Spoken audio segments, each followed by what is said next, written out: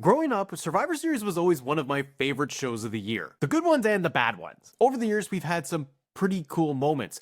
Things that I remember, The Rock turning his back on everybody, siding with the corporation, becoming WWF champion. You got The Rock debuting at Survivor Series, Undertaker, The Shield, all debuting at Survivor Series, CM Punk more recently making his return to WWE at Survivor Series. And those are just moments. I always get excited about the Survivor Series matches themselves, even when it is brand versus brand, which is not always my favorite thing about it, but I like traditional elimination style matches, the tag team elimination matches we've seen over time, and I have had some soft spots for some of those red versus blue matches. The brand versus brand didn't always hit for me because it was like around draft time. So you'd have drafts taking place in WWE, people go to different brands, and then all of a sudden they gotta come together for Survivor Series, and they haven't been on the same show for like a month. It just doesn't make any sense. So they have these makeshift teams, and also I found that red shirts versus blue shirts always kind of corny. You'd have the big brawl at the end of Raw where both teams are going at it, and it just felt a little hokey. But you would get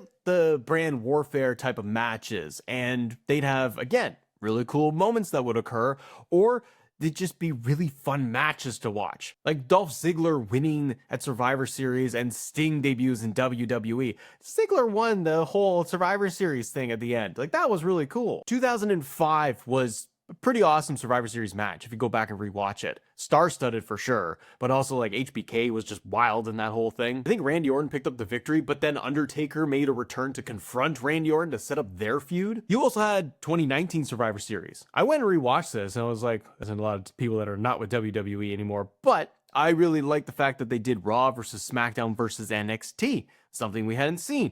And it was just nice to see all of this young, look like how young Damian Priest was there, little baby Priest. But a really fun match. Keith Lee also being a huge standout in that for me. And my personal favorite, are you ready? Are you ready? It's going to be the Team WWF versus the Alliance at Survivor Series. I had that DVD. I wish I still did, but I had that. I watched it on pay-per-view. I remember this, but I bought it and I bought that DVD and I loved the whole show beginning to end because it was Team WWF versus the Alliance. There's a bunch of titles on the line. It was so great, but that final Survivor Series matchup, Austin, Rock, Kurt Angle, Jericho, Taker Kane, like everybody's in there, Booker T, RVD. You had all of these huge Attitude Era stars, and the Alliance storyline, trash. Didn't work out the way we hoped. I had some soft spots in there, but I enjoyed that. But that's just rose-tinted glasses and nostalgia kicking in for me. But overall, it was a complete failure. However, that match, I loved how it was built. And with it ending with WWF winning, it obviously left the big question of what was going to happen next. So in the last few years, we've seen WWE themselves bring back War Games. They've revived it. Hadn't been seen since WCW. It was brought back in NXT by Triple H. Then we saw it come to main roster in 2022. Now, War Games as a concept, I have enjoyed it, but not always. One thing about the concept itself, I wish WWE would tweak, probably never will, but it's the factor of having eliminations. I wish it had eliminations inside of War Games. I think it would add a new wrinkle and twist in there to the match itself, making each participant, and if it's going to be 2 against 1, it really changes the flow of the match in a lot of different ways. Because the way it is, you have to wait till all participants enter War Games and then the match officially begins. And because of that, you can get some really cool spots going on. You know who all the participants are, but you are, in a way, you're just kind of waiting until ding, ding, ding, everyone shows up, War Games begins.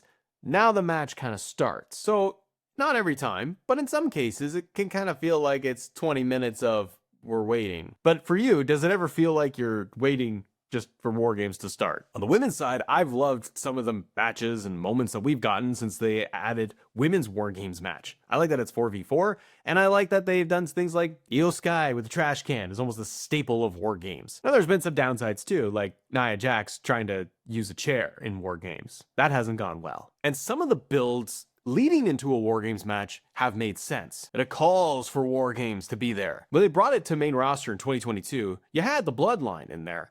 That was the focal story of that period. It made a lot of sense to do a War Games match because of the interpersonal dynamics and the storylines between all of the characters of the bloodline. Sami Zayn, Jay, Roman, their whole relationship dynamic during War Games. In 2024, you had Punk and Roman inside War Games, and it was a can they coexist? You know, they have to align with the favor of Paul Heyman. What's going to happen? So there was a lot of intrigue in there. But I think one of the challenges with Survivor Series, and I guess more specifically War Games as a concept, doesn't really always call or need a War Games match. You're forced into this gimmick match. So every year, they need to create a story around War Games. Like, it has to work for the match itself, for the match type, not the stories, and then it calls for the War Games. You know what I mean? We saw this change with Hell in a Cell. When Triple H got in charge and he came in there and he's just started sledgehammering everything and are you ready for no Hell in a Cell? They got rid of it as a whole pay-per-view itself because I think it got pretty stale. And also, you had this issue. Every year with Hell in a Cell, you had to have these matches, these stories fit with Hell in a Cell. Like it was coming, it was on the calendar. So we had to make it work. And a lot of the times, those matches did not require Hell in a Cell. You do get some standouts, though, where you get Usos versus New Day, tag team Hell in a Cell. That's tremendous. Fiend versus Seth, very, very debated on how that thing went. But I like that they got rid of the pay-per-view because it gets oversaturated, because you've seen it over and over and over again, and multiple times on a single show. So once they removed it as a pay-per-view, I enjoyed Hell in a Cell a lot more, and I think you can argue that Drew McIntyre versus CM Punk was a tremendous Hell in a Cell match at Bad Blood. But we didn't have it at Hell in a Cell, the pay-per-view. And then you felt like the story itself naturally culminated to that match type. For me, though, I don't know why it feels different than something like Money in the Bank, because that is also a staple calendar show with a gimmick. They're doing the ladder matches. And same for the Royal Rumble. It's a staple every single year. I don't know, for me, I don't know what the real difference is there, other than there's a specific prize involved. There's Money in the Bank. There's the Royal Rumble win to go to WrestleMania for a championship. War Games, there is no stakes involved. Maybe that's the difference. But in War Games 2025, where we are right now, me as a fan sitting here, it doesn't feel very special. But what about you? Maybe it's a bit of where the product is creatively in 2025. Where we've seen some ebbs and flows, and a lot of the sentiment is that creatively WWE has been in a slump, that the shows themselves have been mid. You do have some great matches that occur on Raw, SmackDown, the PLEs, but the storylines are flat. The main event superstars are not in deep, compelling stories. People don't like this character or that character. People feel like Jey Uso is thrown down their throats, LA Knight is buried, other people aren't getting pushed. We want new talent, we want people featured. Cody isn't interesting anymore. Punk's too old. On and on it goes, ladies and gentlemen. I personally feel like the product has picked up a little bit in the last, I want to say month, maybe two. There are elements, not everything. Not everything's perfect. But I can definitely say that we've had title changes, like Ilya beating Sami Zayn, US champion. Julia's dropped the US title to Chelsea. We'll see how that goes. Tag team title changes. Aleister Black maybe getting a feud with Cody Rhodes at the top. It's all kind of interesting. It's different. It's fresh. It's something that we haven't seen over and over again. Feels like they're stepping away from the Vision constantly getting involved in stuff on Raw in the main event. But I got a little bit more to talk about when it comes to the Vision in this War Games match right now. But even with some of the momentum WWE seems to have right now, or has had, it feels like it all has to kind of stop. Take a pause because War Games is here. So let's look at the men's War Games match right now. Yes, there's multiple interpersonal issues and stories that are going and building towards this War Games match. Punk and Jay, both of them had the Saturday Night's Main Event match, and also their matches they have had on and off, and their story with the Vision for, well, since post WrestleMania 41. It's been all about Braun and Bronson, Seth, the Vision, all of that. That's Punk's big story. But before War Games, and it looks like we were building towards Seth, Braun, Bronson versus Team Punk, but then Seth got injured. And I wonder how much that changed the direction for War Games this year. Maybe, maybe not. Because we now have Logan Paul added in on the bad guy side. One thing I liked about Logan Paul and his positioning was looking like originally he was kind of going to side with Punk, but then turned his back and aligned with the Vision. And on Raw recently, Paul talking about how you kind of need to align with these guys. You need to be on their good side because they're so dangerous. So I like that. And I do like Paul and CM Punk on the microphone together. They kind of have good chemistry in my eyes. But one problem I have seen is how much they have cooled off Braun and Bronson since the Seth injury and Braun Breaker turning on Seth Rollins. That huge moment, the spear, the tsunami, the beatdown, Braun Breaker holding the world title, the crowd going insane.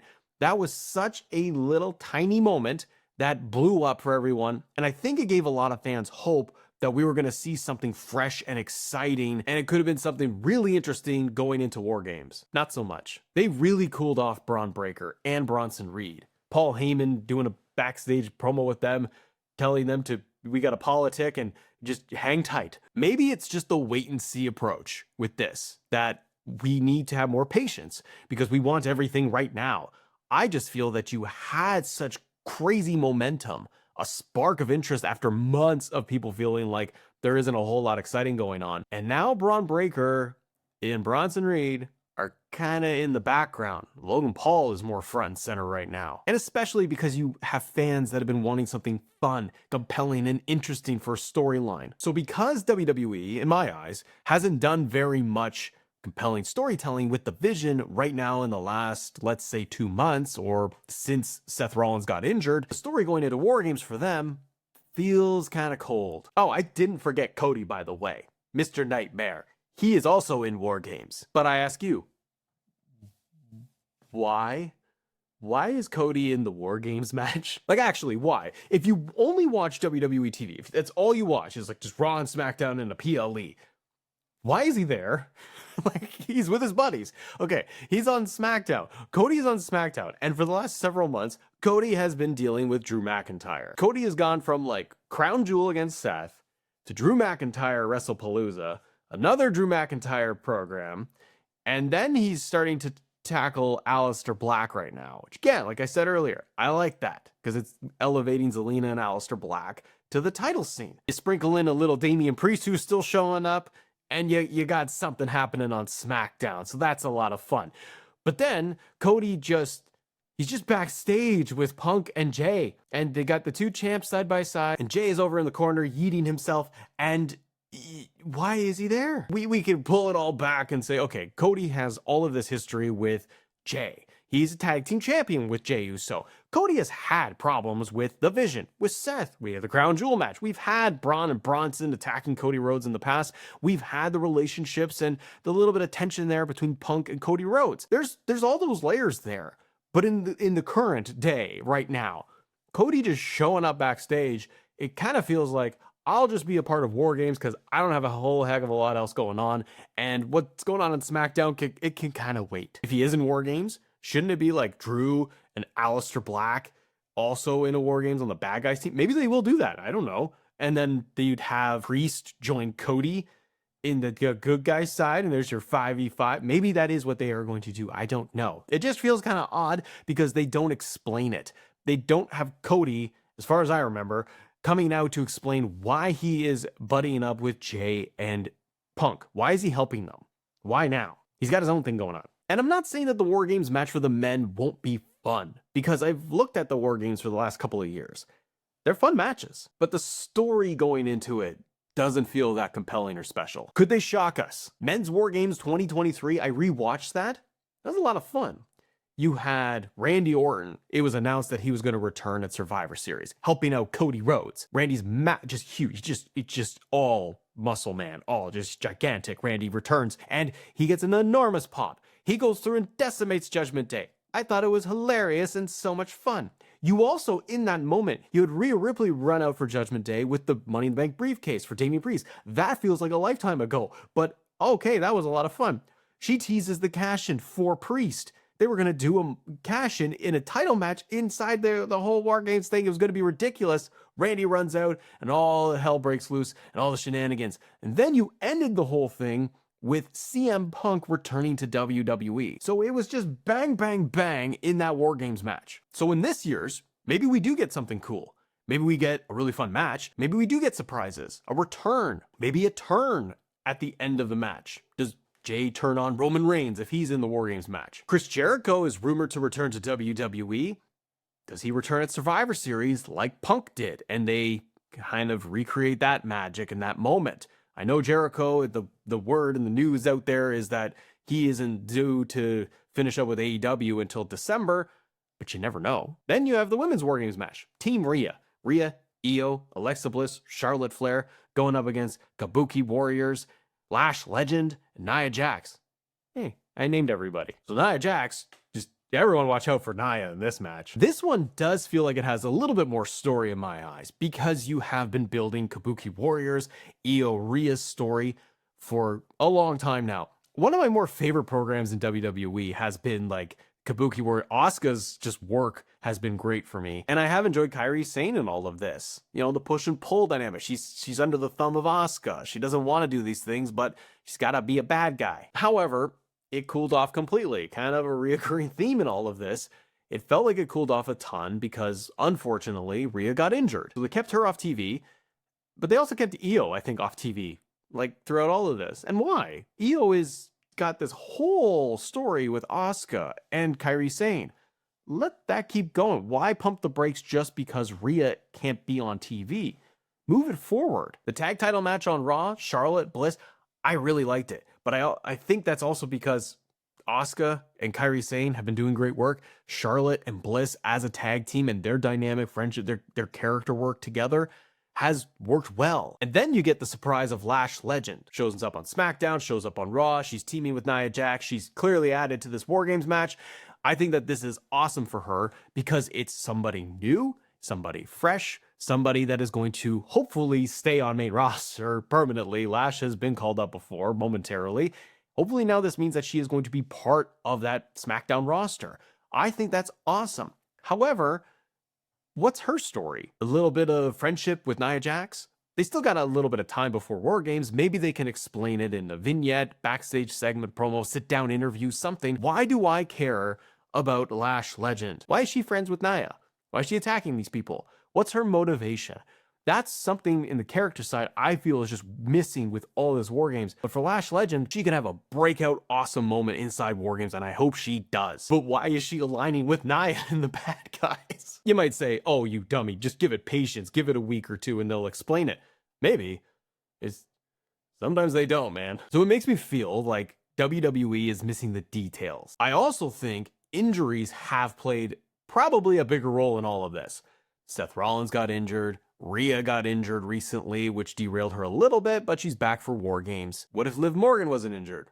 Where would we be right now? But cool moments at Survivor Series doesn't just have to be War Games. And I think that's part of the issue for me, is the reliance on the match itself to sell it all. I get it, TKO. Sell them tickets. It's all about filling the arenas and stadiums. But Survivor Series, as a show, it can have cool moments, but it can have really awesome matches, elimination matches, brand versus brand sprinkled in there, debuts of superstars like we had back in the day, of The Rock, of Undertaker, The Shield as a faction coming in, the traditional elimination Survivor Series matches where we get a breakout star at the very end. Maybe it'll happen, but is Survivor Series missing something special for you? That's what I want to know. And guys, if you want to talk more WWE topics, click right here because we have shout outs and shout downs, going through community questions, things they like and don't like. Have a great day. See ya.